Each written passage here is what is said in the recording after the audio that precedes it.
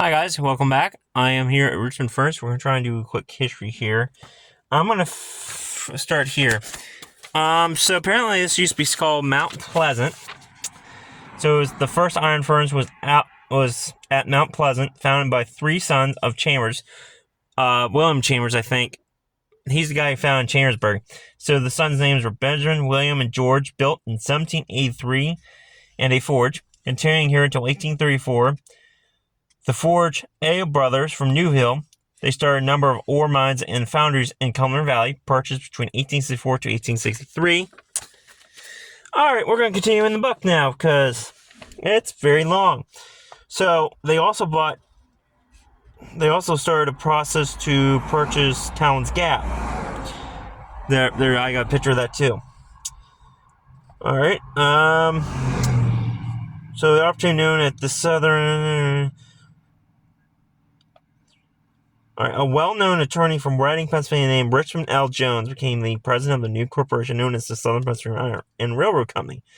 Richmond's next objective was to build a new furnace on this earlier site in 1864. This area, once known as Mount Pleasant, was now referred to as Richmond.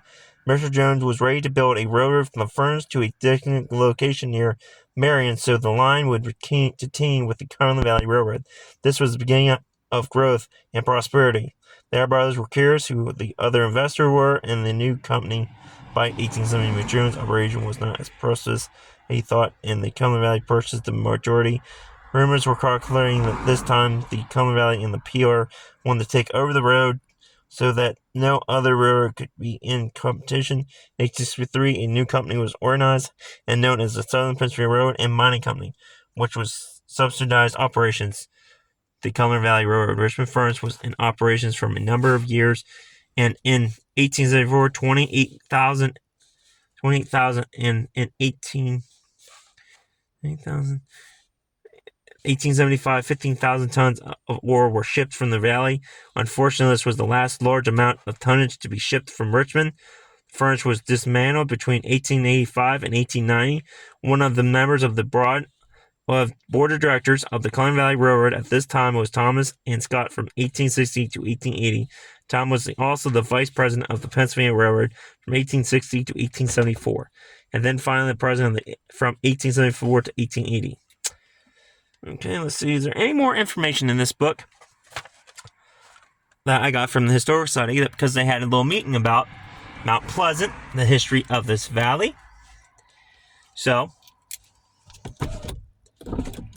I'm going to get out quickly show you. We are kind of trespassing. This guy does not want anybody on this land. He is so concerned about somebody falling in a damn hole. So quickly, I'm kind of sitting along the road, and we're going to quickly show you what's left of Richmond Furnace, which is right behind me. That's it. The log pile is blocking the ice house, I believe. There was an ice pond back here. Quickly, any more information I need to get? Tom was born in Eagle Hill, Fort Knox. Mr. Morrow's injury occurred when he was... okay. There's things in pain at times. Let's see.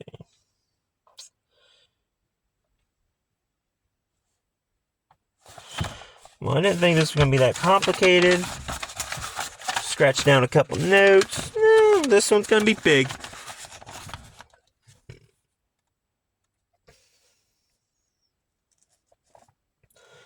You know what? Screw it. I think that's it.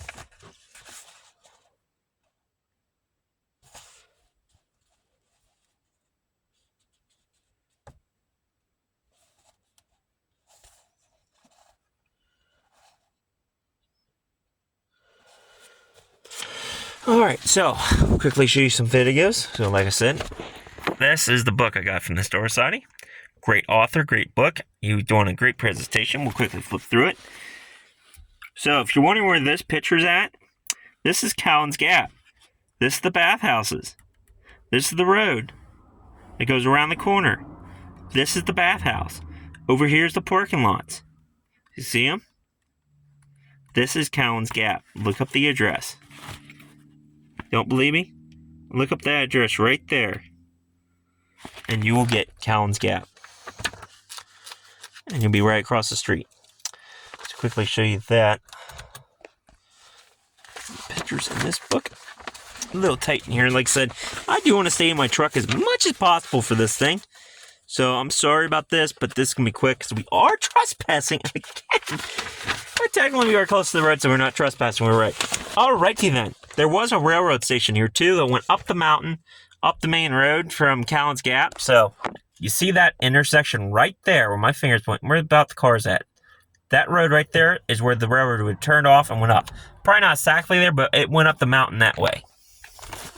So quickly, here's some photographs of what she used to look like back in the day. Here's the ice pond that's back there. Cool thing is, this ice pond, this dam is still back there.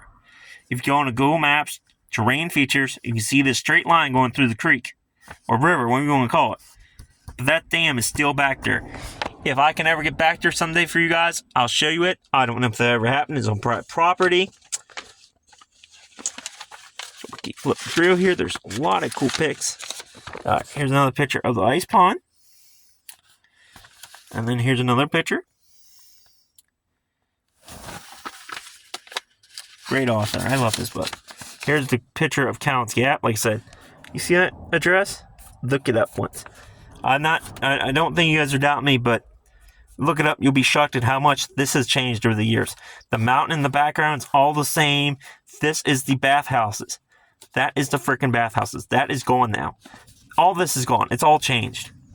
Here is the railroad station. The foundation is still back there on this guy's property. I cannot get to it. He's afraid someone's going to fall in the hole, sue him. Anybody out there a lawyer? Because I need to sign up some waivers to come back here and melt it. Alright, here are some pictures of the railroad station in Richmond Furnace. You see the train locomotive. Another picture of the Richmond Furnace train station. Here's the ice house, which I believe was right where those piles of logs are, which we'll get out into just a quickie. There's another picture of it. Now he threw like old letters and stuff in this book. I don't know if you guys want. You guys can look at it if you want to. Let's see. You got old documents in here, old letters.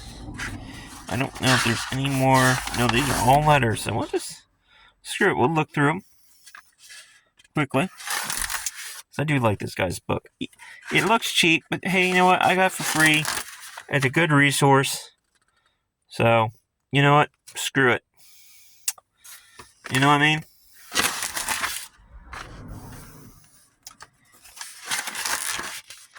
I got a lot of good pictures out of this book. And that's it. Like I said, very cheap looking book. Then we're going to get out of this hot-ass vehicle. And I'm going to show you around quick. I'm not going to leave the vehicle, at least around the vehicle. I'm going to stay close to it because I am trespassing right now. Right there is 75. You see that bank?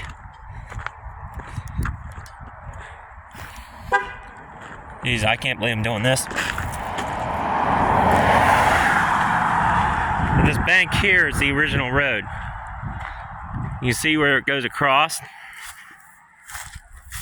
I don't know if you can see it in the video, but there's flatness over there. Now over there's two other structures. We'll probably drive over there and show you then. So, looking back at where my truck's at, that's the Richmond Furnace Post Office, general store. Again, this is all private property, so I really want to stay close to my vehicle.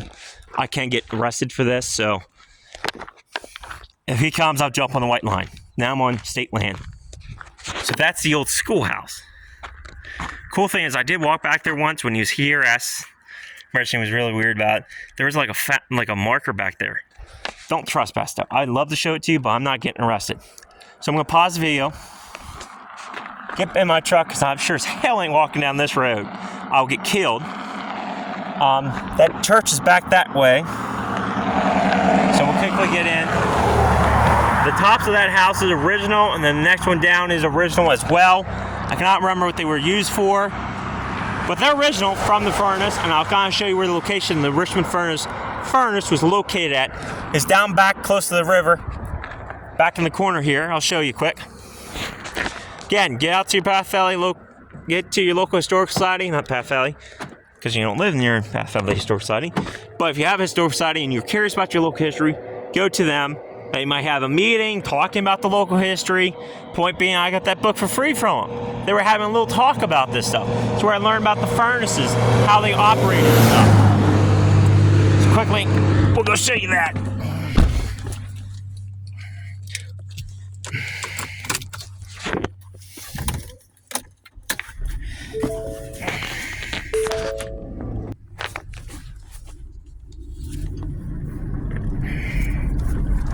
So, right there, you see it? You can kind of see how the road went flat. Alright, so this structure here is original. We're going to pull in up here at this place. So that one's original. This next one's original too, and we're going to pull in here so I can get off the highway and not get killed. I can find the road. Again, this is private property. They don't want you up here. The metal detectors. Apparently, this is like a hotel or something. But I just don't want to get killed. Because I'm on 75 and people do 60 on there. Alright. So that structure back there is original. I might get out and look at these two graves quick. But the furnace, 75 is behind me. See it? That's 75. So the furnace is right down in here in the corner, supposedly. I might get out quick and show you these graves. I've never stopped and actually looked at these. So we'll quickly get out, look at these. Hopefully not get arrested. We'll find out.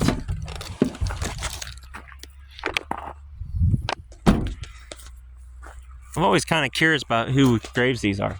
But yeah, we're standing in Richmond Furnace right now. And there's literally not a lot left, sadly. It's kind of what happened when boom towns go bust. There have been a lot of houses over here. They're all bulldozed now.